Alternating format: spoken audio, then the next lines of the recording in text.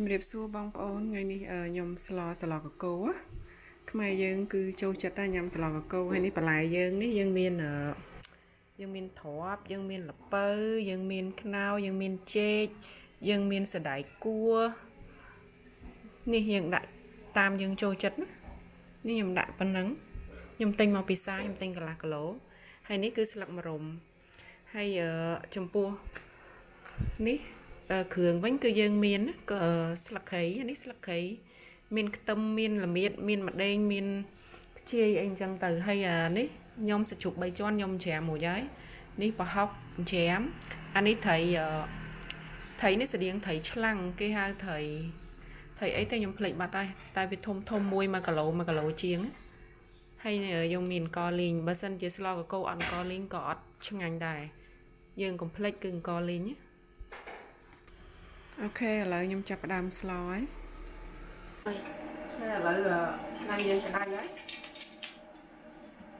ខ្ញុំសូមយកលេងគ្រឿងមុនទៅ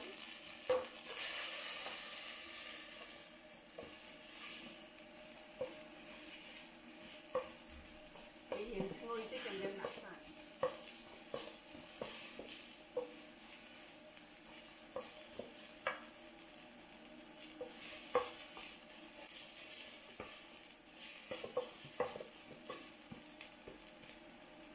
xong đã cho chụp món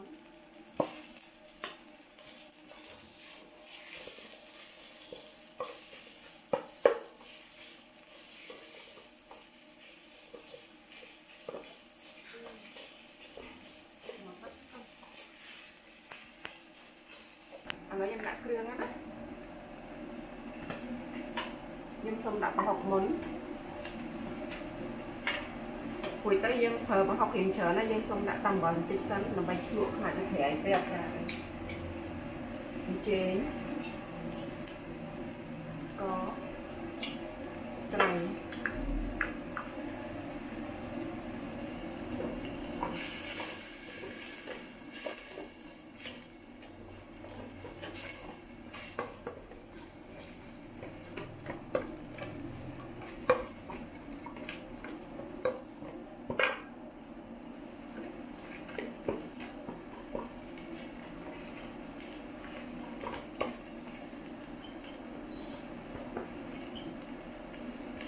xong mặt ra cho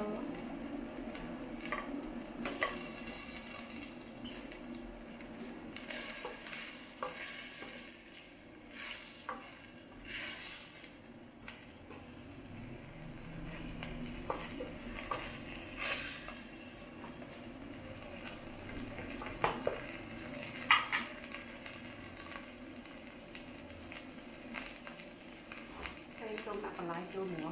hai cùng ông quay sạch rồi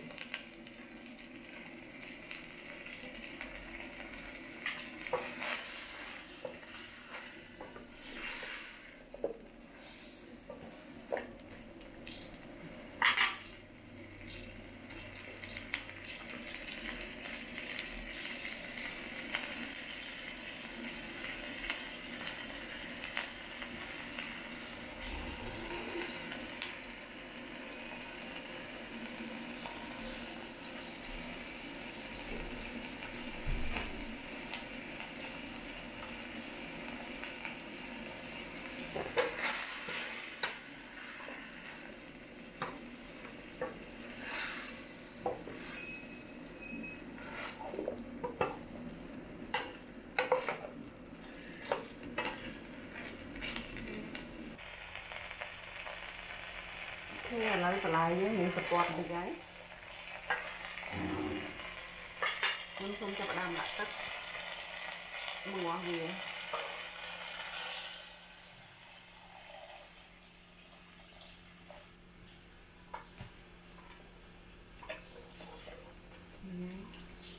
សូមមួយវាសិនបងប្អូន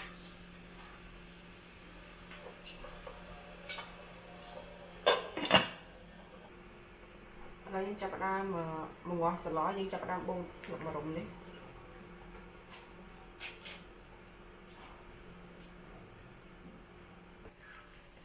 អូខេឥឡូវខ្ញុំមកងាស់រៀងយូរដែរហើយសឡខ្ញុំ Hãy subscribe cho kênh Ghiền Mì Gõ để không bỏ lỡ những video hấp dẫn អូខេឥឡូវខ្ញុំមកងាស់រៀងយូរដែរហើយសឡខ្ញុំ អូខេឥឡូវខ្ញុំចាប់ផ្ដើមមកងាស់សឡយើងចាប់ផ្ដើមបូតស្លឹកម្រុំនេះ chặt đam chụp thôi giờ là nhom đạn đi sáng nhom đạn co lính không có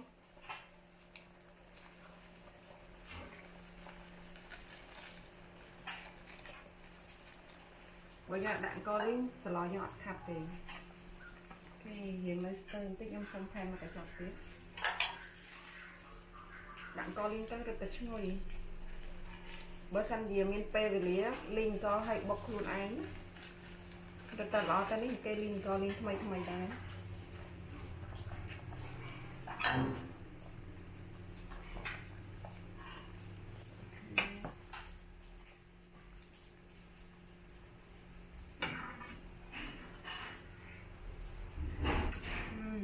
ngon nha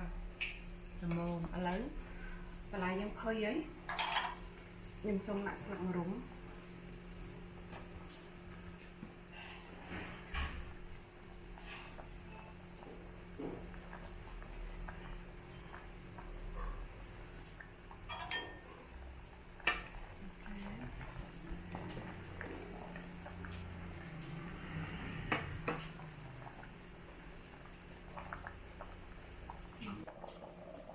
là những chặt đang bật lên ấy xong tôi đã chán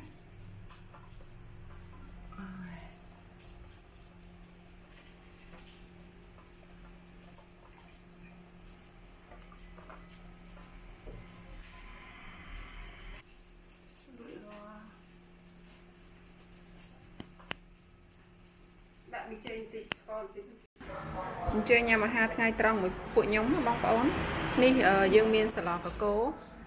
nhôm sờ hay ní cứ thầy ắng dương miên thầy pi ắng hay ní cứ chuột space nhôm tinh mà pizza hay tới nhôm bật thêm tôm chém mật té hay năng score tích bị trên tính hay ní cứ chuột ní chuột sẽ đại phần đó nên mới tiết cứ chuột mà miền dương á mình chơi rôm pizza cho mỗi buổi nhóm sư vong có ốm nè chơi nhà mà hai trong mỗi buổi nhóm nó thì mình thấy ăn mình chuột miếng ní chuột sẽ đại vào đâu ấy để nhóm ăn đi vào mình đó nhắm pin nè con sấy chơi rôm mỗi nhóm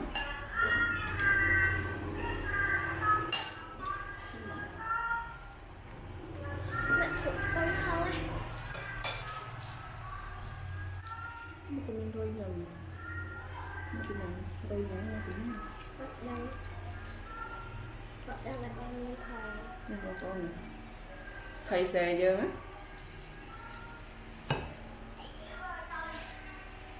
đây là cửa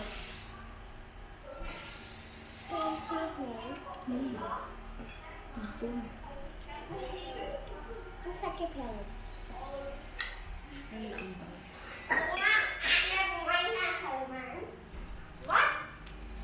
coi nhà ba cậu mami liệt đây coi nhưng mà liệt đây bố xanh liệt đây bố xanh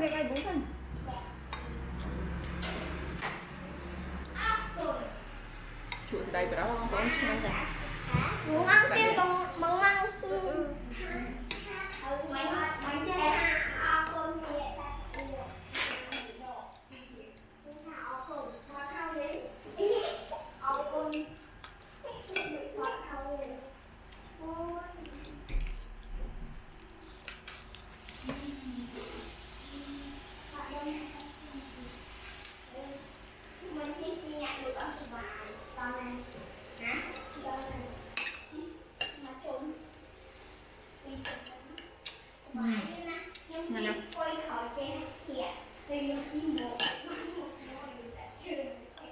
như chụp miếng nhưng làm tép hồn tị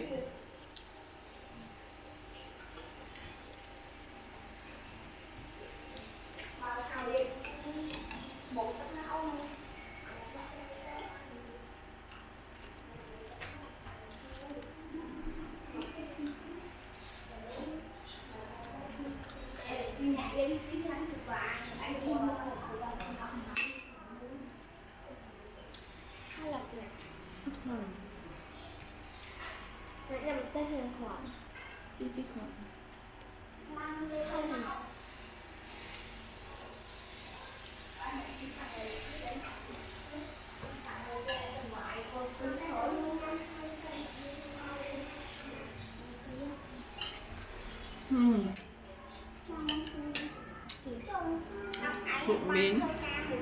chu khải hở nha nha cái này kìa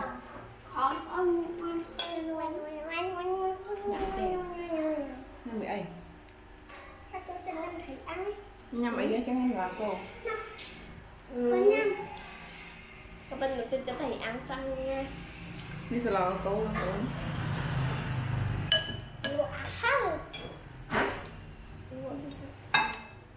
ăn cái bánh hai lẹ tụi bay rất nhanh còn nóng cho một tí không xong lọ nó cái đài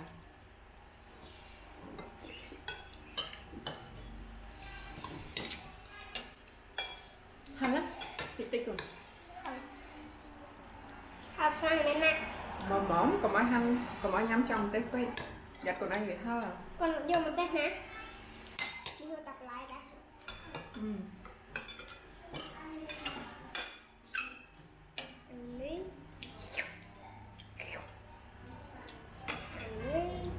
đặt nó nha trộn miếng này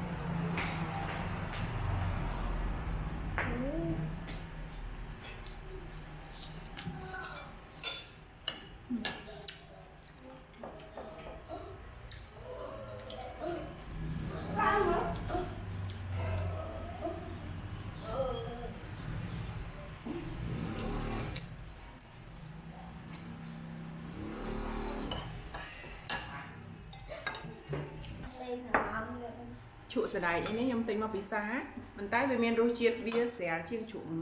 miếng chu phèi anh ấy vì rô chiết xẻ chiên vì ớt phèi và mán hay có bị ớt chu này cứ rô chiết vì hiện cái hạt là mỏm vì ớt đập đôi cho nên chuột miếng này cứ đập phèi chu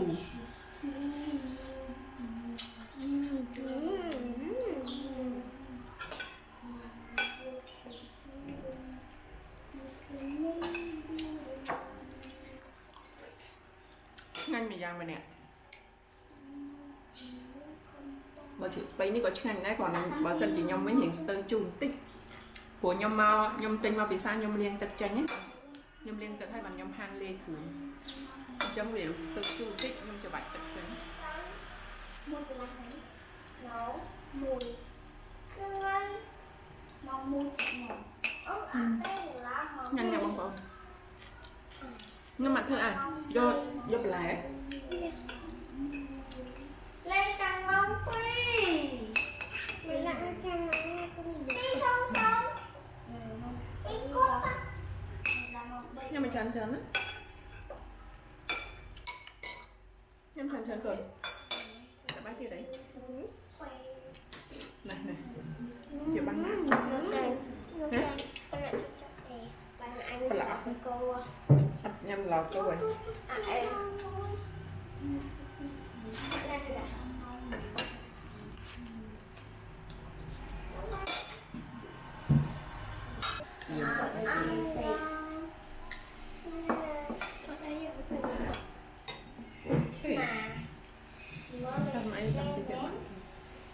nhâm thì đó nhâm chuột sọc thì chuột đi thì đó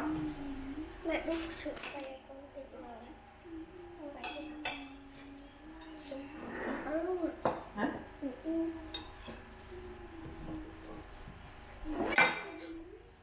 tích rồi mà mặt đâu ăn không ăn cho mình tê hết còn mà đòi tê mến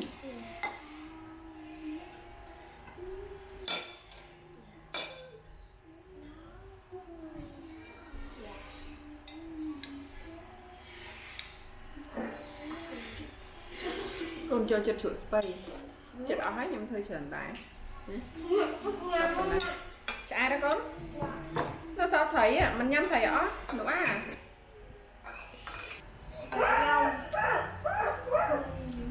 thì đâu lại trong tâm lên xong học bơi trong lửa bông lên đây là ba ngày tôi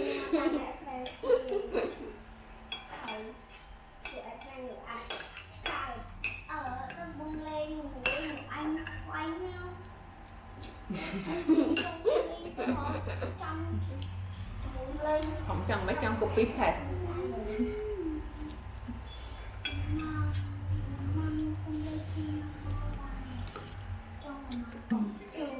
Thật tập đi rồi. Bạn đi đặt sữa mà đây nè. Bạn đặt sữa mà đâu ta? Trong đây thật gì vậy? Thật cho nó gì vậy?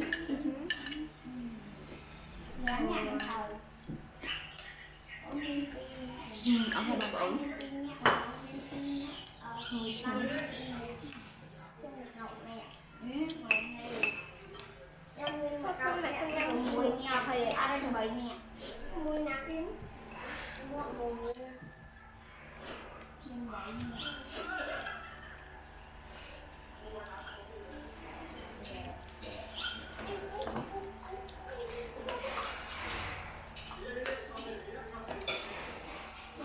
Mặc úp hay nữa, mặc úp cho loại.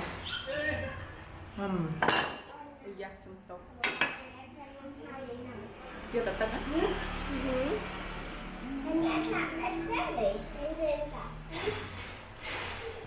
Mẹ ngủ trong sạch thì mình ngọt. Em nói là em ăn sốt đây à?